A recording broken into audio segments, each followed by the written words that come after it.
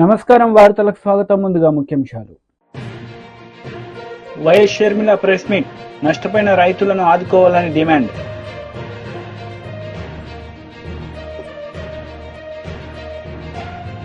మాజీ మంత్రి Harish Rao press meet, పలు అంశాలపై వివరణ.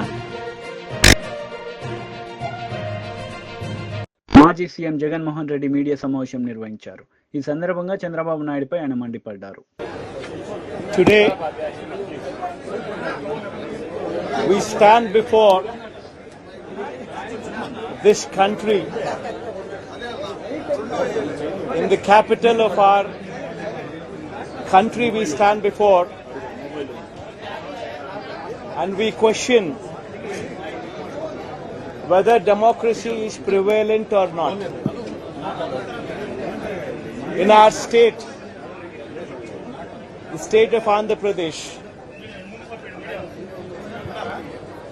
where the very word democracy means equitable justice. And today in the state of Andhra Pradesh, you have a scenario where equitable justice is denied, where democracy stands limping. That is the plight.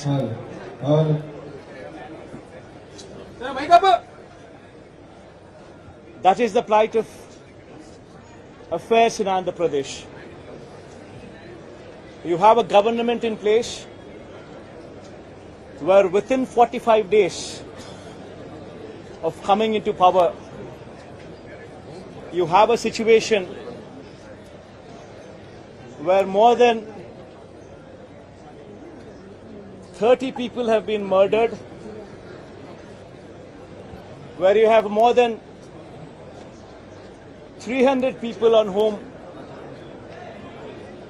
you have assaults taken place,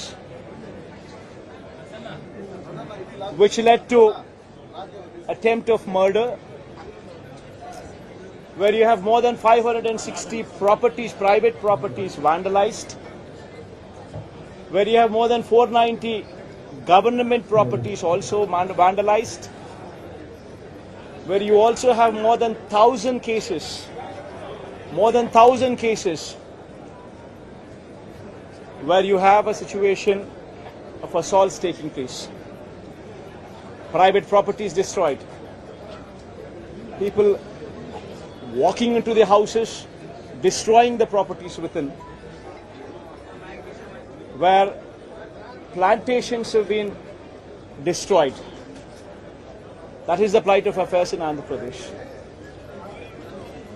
In fact, you have people like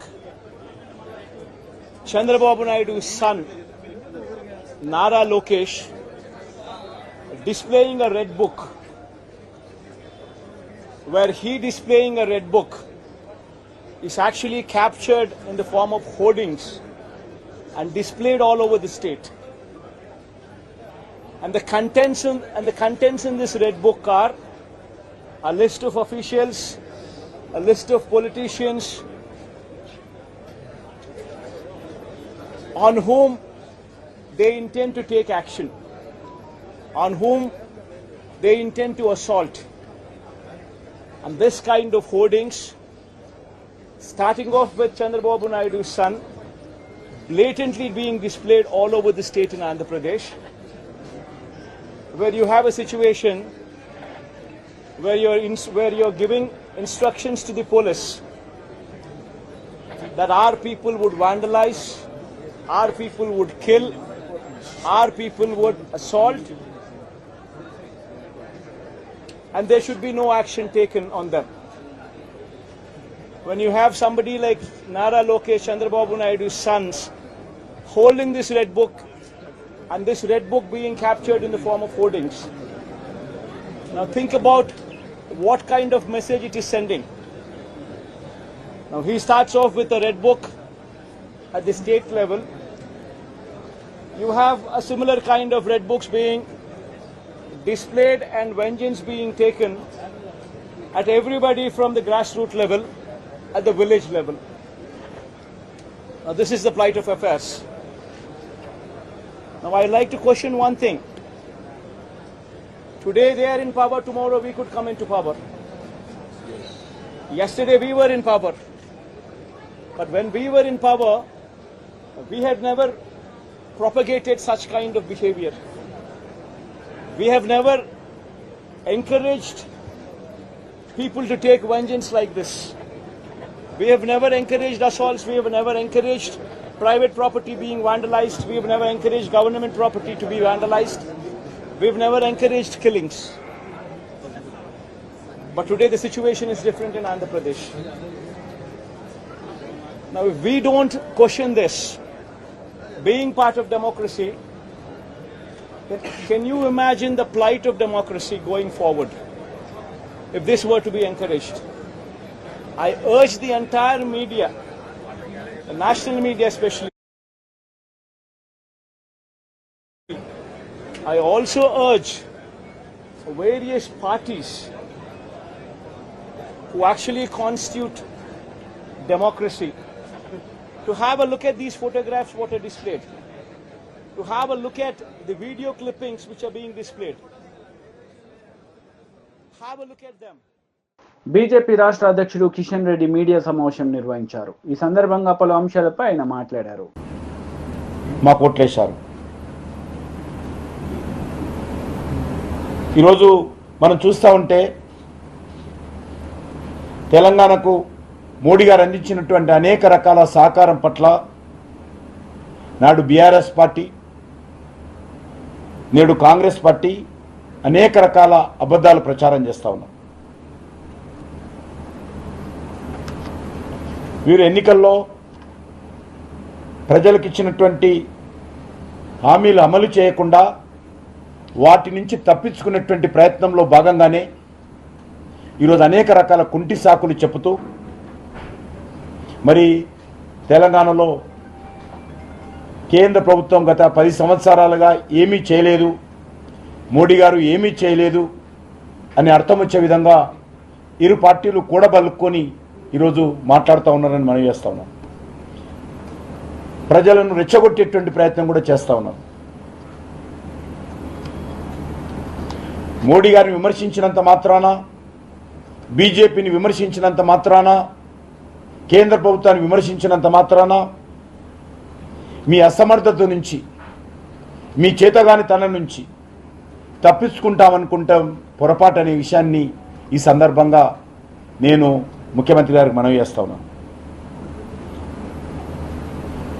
రాష్ట్ర ప్రయోజనాల గురించి, దేశ ప్రయోజనాల గురించి చర్చించేటువంటి నీతి ఆయోగ్ను బహిష్కరిస్తామనడము మరి అది ఆయనకు వదిలేస్తా ఉన్నాము.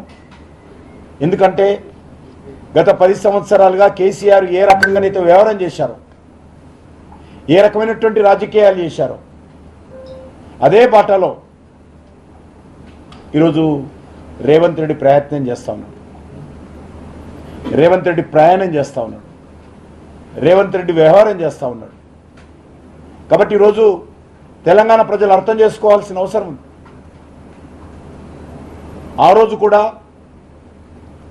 రాష్ట్రానికి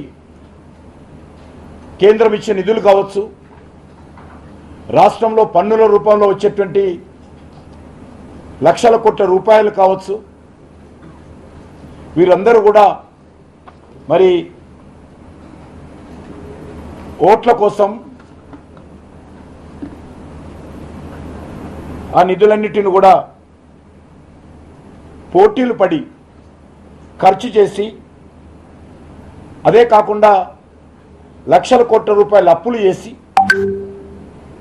ఆ డబ్బులు కూడా ఓట్ల కోసం ఖర్చు చేసి ఈరోజు రాష్ట్రాన్ని అప్పుల పాలు చేసి దివాలా తీయించి ఈరోజు కేంద్రం మీద నిప్పులు పోయడం చాలా దుర్మార్గమని సందర్భంగా మనం చేస్తా ఉన్నాను. తమ చేతకాని తనంతో, తన అసమర్థతతో, తమ యొక్క అవినీతితో, పాలన చేతగాక ఈ రెండు పార్టీలు కూడా పోటీలు పడి మోడీ గారిని విమర్శిస్తూ ఉన్నారని సందర్భంగా మనం చేస్తా ఉన్నాను. మనకందరికీ తెలుసు, కేంద్రం ప్రతి సంవత్సరం గత 10 సంవత్సరాలుగా సుమారు 10 లక్షల కోట్ల రూపాయలు రాష్ట్ర అభివృద్ధి కోసము రాష్ట్రానికి ఇవ్వడము ఖర్చు చేయడము జరిగింది. టోటల్గా ప్రతి న్యాయ పైసా లెక్క కట్టి ఆ రోజు టీఆర్ఎస్ ప్రభుత్వం ఉన్నప్పుడు ప్రజల ముందు పెట్టడం జరిగింది, ప్రభుత్వం ముందు పెట్టడం జరిగింది. దానికి జవాబు ఉండదు. ఈరోజు తెలంగాణ రాష్ట్రానికి పన్నుల వాటా రూపంలో కేంద్ర ప్రభుత్వము సుమారు 2 లక్షల కోట్ల రూపాయలు బదిలీ చేయడం జరిగింది. కేంద్ర ప్రభుత్వము అనేక రకాల అభివృద్ధి కార్యక్రమాలు అమలు చేస్తుంది. కేంద్ర ప్రభుత్వం అనేక రకాల సంక్షేమ కార్యక్రమాలు అమలు చేస్తూ ఉంది. ఎందుకంటే కేంద్ర ప్రభుత్వము రాష్ట్రాలకు నిధులు ఇస్తే వాటన్నిటిని కూడా దారి మళ్లిస్తున్న విషయం ప్రజలకు అందరికీ తెలుసు. తెలంగాణలో ఎస్సీ ఎస్టీ విద్యార్థుల కోసం వాళ్ళ స్కాలర్షిప్స్ కోసం నిధులు ఇస్తే వాటిని దారి మళ్లించారు. గ్రామ పంచాయతీల అభివృద్ధి కోసం నిధులు ఇస్తే వాటిని దారి మళ్లించారు. గ్రామ పంచాయతీలో ఇంటర్నల్ రోడ్స్ కోసము 14th ఫైనాన్స్ కమిషన్ ఆదేశాలతో నిధులు ఇస్తే ఆ డబ్బులను దారి మళ్లించారు. ఈరోజు మనరేగా నిధులు ఇస్తే గత ప్రభుత్వం ఎమ్మెల్యేలకు కోటాలు ఇచ్చి నీకు 2 కోట్లు, నీకు 5 కోట్లు, ఆయనకు 10 కోట్లు, ఈయనకు 50 కోట్లు. టీడీపీ లీడర్ మీడియా సమావేశం నిర్వహించారు. ఈ సందర్భంగా పలు అంశాలపై ఆయన మాట్లాడారు. పత్రికా సోదరులందరికీ నమస్కారం.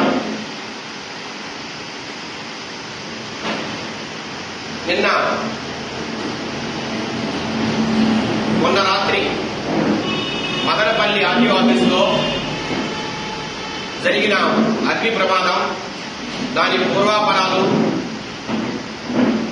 సమస్య ఎక్కడ ఉంది, ఇవన్నీ కూడా ఒకసారి ఆలోచిస్తే ఈరోజు రాజంపేట లోక్సభ సభ్యులుగా ఉన్న పెద్దిరెడ్డి మిథున్ రెడ్డి గత 5 సంవత్సరాల్లో వైసీపీ ప్రభుత్వాన్ని అడ్డం తన తండ్రి మంత్రిత్వాన్ని అడ్డం పెట్టుకుని పూర్తిగా ఈ రాయలసీమ జిల్లాల్లో కడప అయితేనేమి, అన్నమయ్య జిల్లా అయితేనేమి, చిత్తూరు, తిరుపతి, సత్యసాయి, అట్లాగే అనంతపూర్, ఈ జిల్లాల్లో పూర్తిగా అక్రమాలకు, భూదందాలకు పాల్పడి తన బినామీలతో వేల ఎకరాల భూమిని కొట్టేసే క్రమంలో ఎక్కడ చూసినా అక్రమాలకు తెరలేపిన మాట వాస్తవం. గత 5 సంవత్సరాల పరిపాలనలో పూర్తిగా పెద్దిరెడ్డి మిథున్ రెడ్డి ఆధ్వర్యంలోనే అక్రమాలన్నీ కూడా జరిగాయి. చిత్తూరులో అయితేనేమి, అన్నమయ్య జిల్లాలో అయితేనేమి, కడప జిల్లాలో అయితేనేమి, అధికారులు ప్రతి ఒక్కరూ కూడా ఆయన చెప్పిన వాళ్ళే ఈ జిల్లాకు వచ్చారు. కలెక్టర్లు, ఆర్టీఓలు ఎవరైతే అతని మాట విన్నారో వారు మాత్రమే ఇక్కడ ఉండగలిగారు. వారి సారథ్యంలో పూర్తిగా భూదందాలకు తెరలేపారు. మరి ముఖ్యంగా మదనపల్లిలో గాని, పీలేరులో గాని, అట్లాగే కుమ్మనూరు, కుప్పం ఇలాంటి పట్టణాల దగ్గర ఉన్న భూములు కోట్ల విలువలు చేసే భూములు. పీలేరులో అయితే నాకు తెలిసినంత వరకు 100 ఎకరాలు అన్యాక్రాంతమయ్యాయి. అట్లాగే మదనపల్లి, చిత్తూరు తన బినామీలను అడ్డపెట్టుకుని పూర్తిగా తన అనుయాయుల మీద, పేట మీద వేల కోట్ల రూపాయలు విలువ చేసే భూములను అన్యాక్రాంతమైన మన వాస్తవం.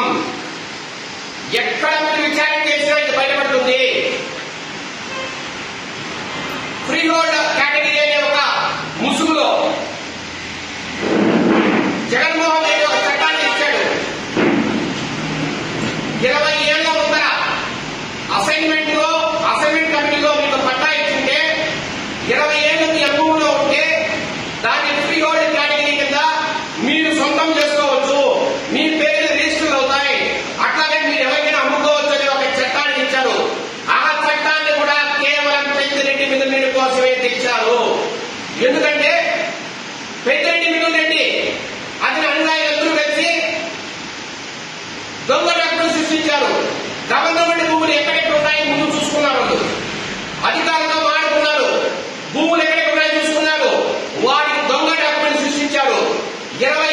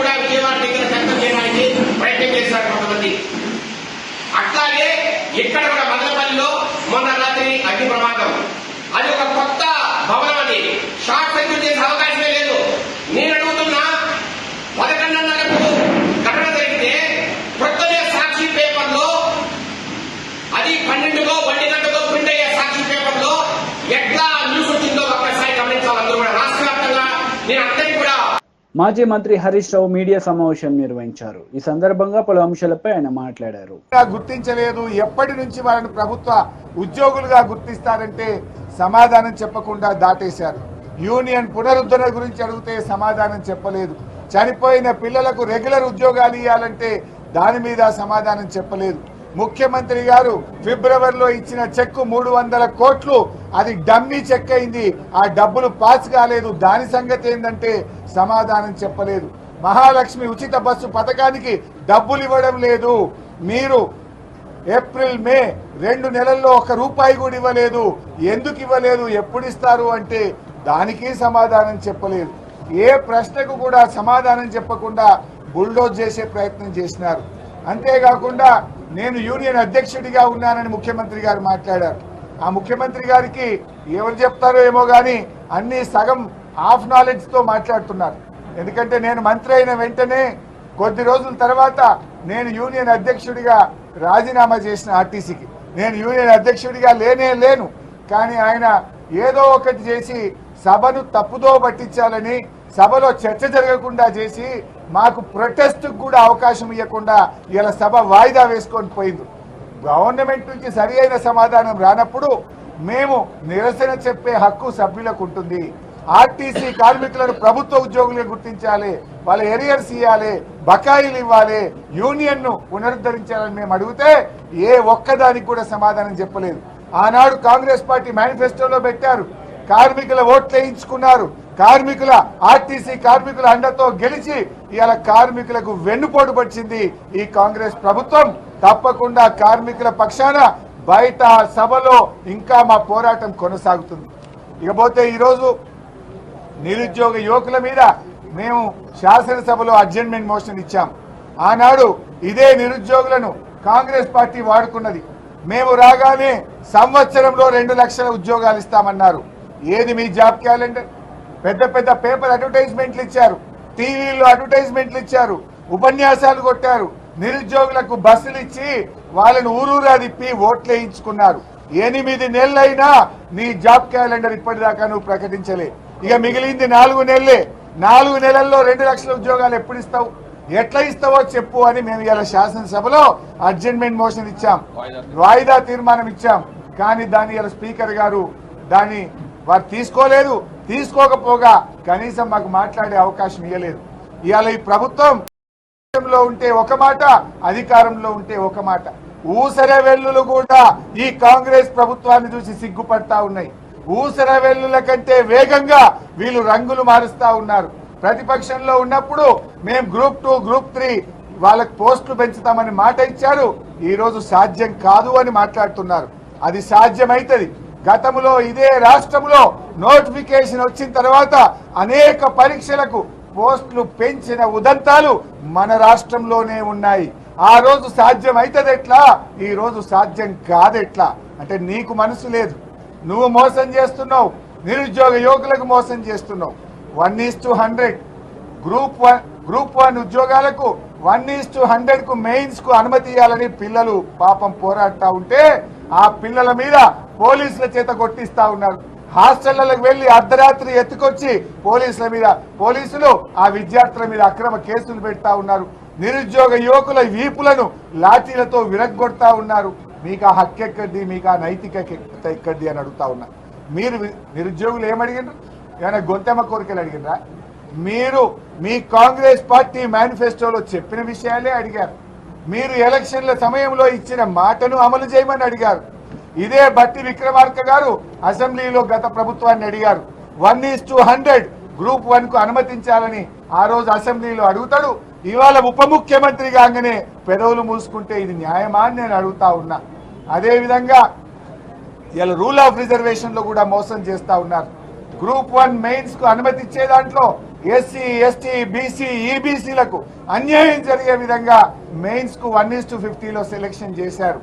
1:100 చేసే అవకాశం ఉమ్మడి ఆంధ్రప్రదేశ్ లో ఆనాడు వైఎస్ రాజశేఖర రెడ్డి గారి ప్రభుత్వం నిర్ణయం తీసుకున్నది. మొన్న విభజించబడ్డ ఆంధ్రప్రదేశ్ లో కూడా జగన్మోహన్ రెడ్డి గారు కూడా గ్రూప్ 2 పరీక్షల్లో 1:100 కు అక్కడ కూడా అవకాశం ఇచ్చారు. మరి ఆ రోజు సాధ్యం అవుతుంది ఎట్లా, ఇవాళ కాదెట్లా?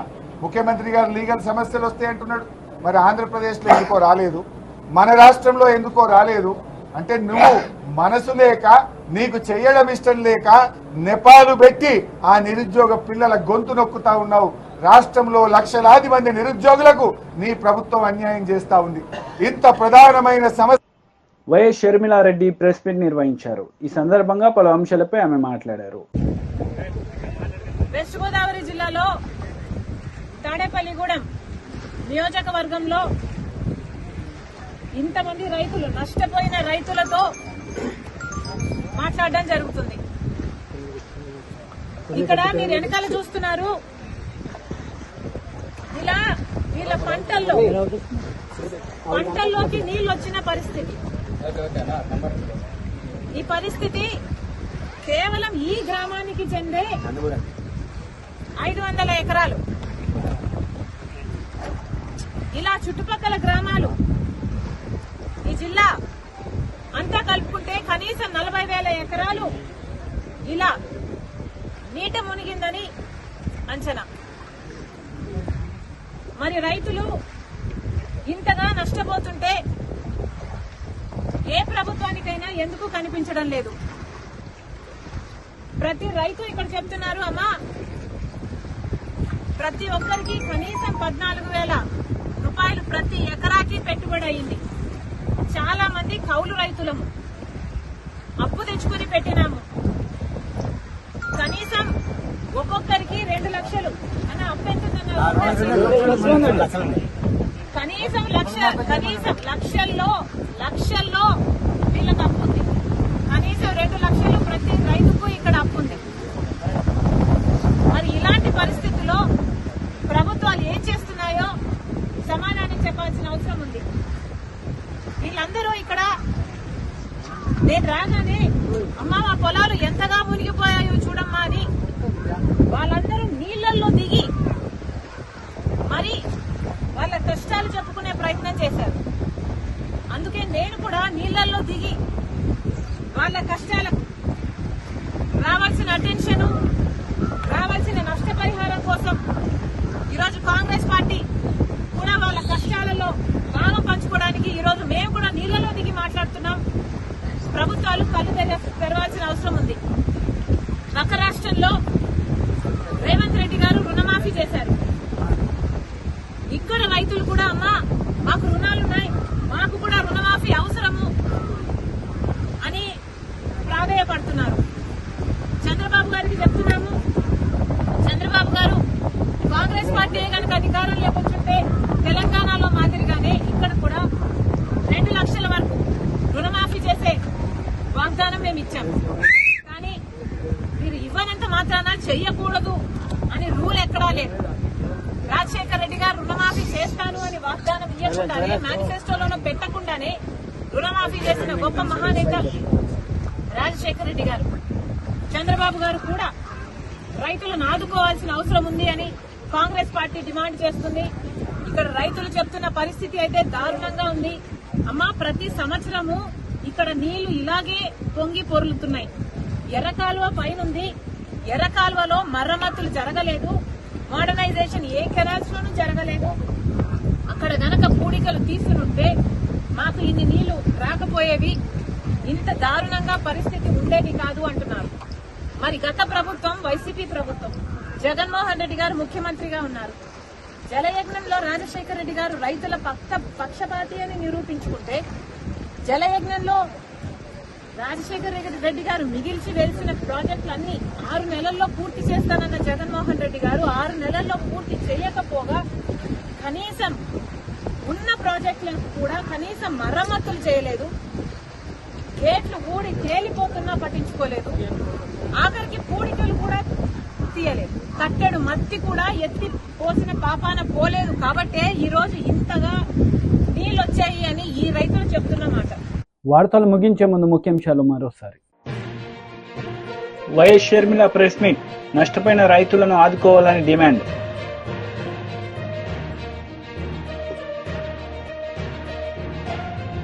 మాజీ మంత్రి హరీష్ రావు ప్రెస్ మీట్, పలు అంశాలపై వివరణ. ఈ వార్తలు ఇంతటితో సమాప్తం. తిరిగి ప్రసారమయ్యే వార్తల్లో మళ్ళీ కలుద్దాం. అంతవరకు సెలవు. నమస్తే.